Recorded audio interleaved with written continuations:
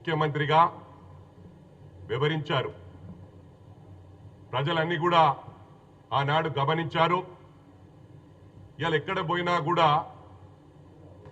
ఇష్టారాజ్యంగా మాట్లాడుతున్నాడు. మొట్టమొదలు మీది నరం లేని నాలిక. మా ప్రభుత్వం వచ్చి ఓన్లీ 18 months అయింది. ఇది ప్రజలందరూ కూడా గమనిస్తా ఉన్నారు. మీరు గత 10 సంవత్సరాల్లో ఎన్నో హామీలు ఇచ్చిండ్రు. ఇంటింటికి ఉద్యోగం అన్నారు, దళితుల్ని ముఖ్యమంత్రిని చేస్తామన్నారు, దళితులకు 3 ఎకరాల భూమి ఇస్తామన్నారు. అంటే ఇలాంటి హామీలు ఎన్నో ఇచ్చిండ్రు. స్టూడెంట్స్కి ఏం పడగొట్టింది లేదు. మొట్టమొదలుగా మీ హామీలు నెరవేర్చిండ్రా? డబుల్ బెడ్రూమ్ అని 10 సంవత్సరాలు గడిపిండ్రు. ఒకటి గమనించాలా, ఇలా ఇచ్చిన వాళ్ళకు కూడా మా ప్రభుత్వం వచ్చినాక డబుల్ బెడ్రూమ్ ఎవరైతే కాంట్రాక్టర్స్ కట్టారో వాళ్ళు సూసైడ్ చేసుకుంటామన్నారు.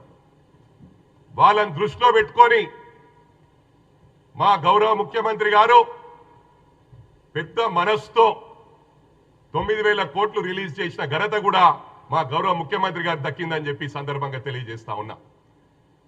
మీరు ఒకటి గమనించాలా, మీ అరాచకాలు ఏ విధంగా ఉండే మరి వివరించాలంటే టైం సరిపోతుందో లేదో. నేను తప్పకుండా కేటీఆర్ చెప్తా ఉన్నా, మీ అరాచకాల మీద ఒక బుక్కు, మీ 10 సంవత్సరాల అరాచకాల మీద ఒక బుక్కు రాయనున్నా. నేను తప్పకుండా బుక్ రాస్తాను, రిలీజ్ చేస్తాను. ఎందుకంటే ఇట్లా ప్రెస్ మీట్లు పెట్టి మేము మీకు కౌంటర్లు ఇచ్చుకుంటా పోతే మా టైం అంతా బర్బాద్ అవుతుంది. అందుకు మీ బుక్ రాసి ప్రతి ఇంటికి కడపకు ఆ బుక్కులు సరఫరా చేసే బాధ్యత కాంగ్రెస్ పార్టీ తరఫున నేను వహిస్తానని చెప్పి కూడా ఈ సందర్భంగా తెలియజేస్తా ఉన్నా. ఒకటి గమనించాలా, ఇలా ఏ ఊర్లో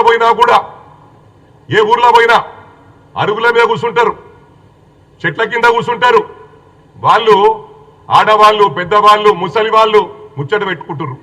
అరే కేటీఆర్ గిట్లా చేసినాడు, భార్యాభర్తలను విడదీసినాడు, ఫోన్లలో విన్నాడు అందరి మాటలు, ఎన్నో కుటుంబాలు నాశనమైనాయంట కదా, హీరోయిన్ల బతుకులు ఆగమైనాయంట కదా అని. అది రాని చరిత్ర అని చెప్పి ఈ సందర్భంగా తెలియజేస్తా ఉన్నా.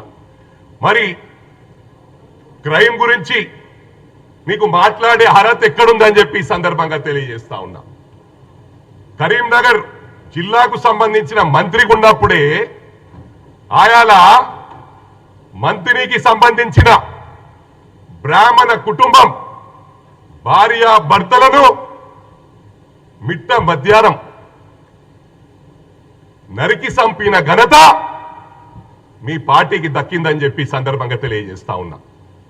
మరి ఆ రోజు ప్రవాళిక యూపీఎస్సీ ఎగ్జామ్స్ కు ప్రిపేర్ అయి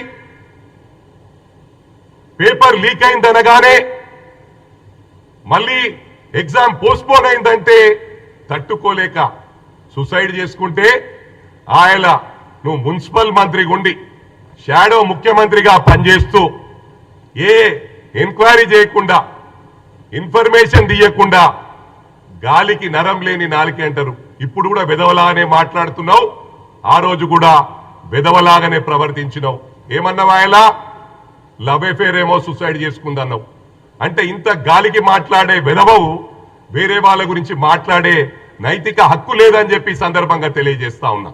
ఇవాళ ఒకటి గమనించాలా, ఆంధ్రాలో వైఎస్ఆర్సీపీ వాళ్ళు భయప్రాంతులయ్యి కొంతమంది విదేశాలకు పారిపోయినరు, కొంతమంది రాష్ట్రాలను వదిలిపెట్టి పారిపోయినరు.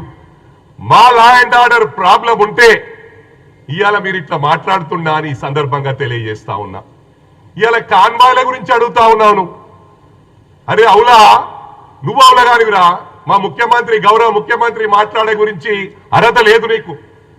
ఆ రోజు మీరు టిఆర్ఎస్ ను తెలంగాణ రాష్ట్రం రాగానే తెలంగాణ సెంటిమెంట్ అయిపోయింది అనుకొని తెలంగాణ సెంటిమెంట్ ను పక్కకు పడేసి బీఆర్ఎస్ పార్టీ ఫామ్ చేసి అటు ఏపీలో పార్టీ ఫామ్ చేసిరు.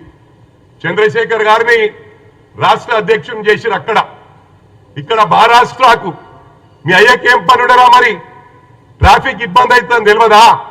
2000 కార్లను తీసుకొని మహారాష్ట్రకు పోయిండు. అవసరం ఆరారా కేటీఆర్ అని చెప్పి ఈ సందర్భంగా తెలియజేస్తా ఉన్నా. ఏం మాట్లాడుతున్నావురా? ఈ హైడ్రా తెచ్చింది కూడా అది నీకే దక్కింది, ప్రారంభించిందే నువ్వురా. నన్ను అన్నావు రేపు మూసి పక్కకున్న ఇండ్లని గులగొడుతున్నాం, అప్పుడు నేను ఎమ్మెల్యేగా ఉన్నా.